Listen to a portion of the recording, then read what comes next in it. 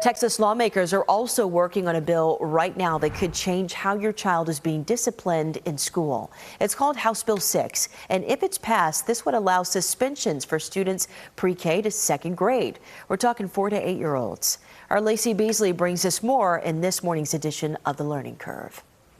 The debate is if those students are too young to be suspended. To get answers, I talked to Kennedale ISD superintendent and a counselor on their take. They have a disciplinary program to prevent suspensions at all ages. But first, here's a little background on HB 6, which could overturn a 2017 Texas law that protects the youngest students. Under HB 6, students can be suspended if there's an offense related to weapons, if students threaten the immediate health and safety of others, or repeatedly or significantly disrupt the classroom as determined by the campus administrator.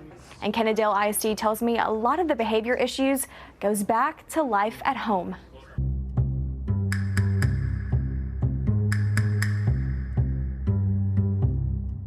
I will say that Kennedale is not against it. I think there has to be some guardrails that are in place. We're a district of innovation, so we previously had already put in place on that plan to be able to suspend students below third grade, but we limited it to 2 days, not 3 days like the normal suspensions are.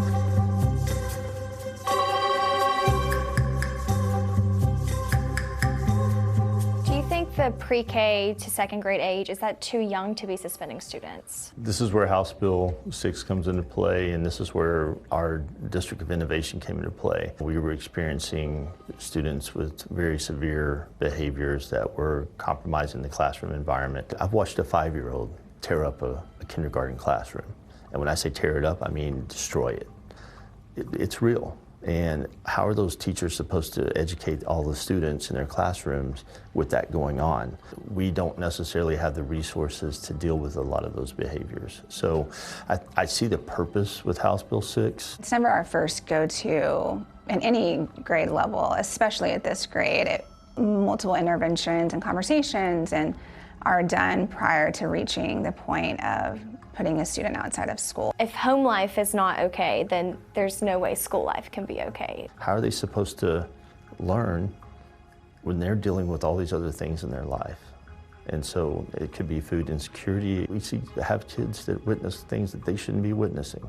I remember sitting in a training hearing if they're mad or sad, they can't add, which it's the simplicity of that is so true, even for adults. We can't control that in their homes, we can control that here. If passed, the bill would allow in-school suspensions up to 10 days, out-of-school suspensions for up to 3 days. And it's important to note, if your district is a district of innovation, like Kennedale mentioned in the interview, it could already permit these suspensions. The bill is now pending in a House committee, and we're paying attention to the next moves. I'm Lacey Beasley reporting.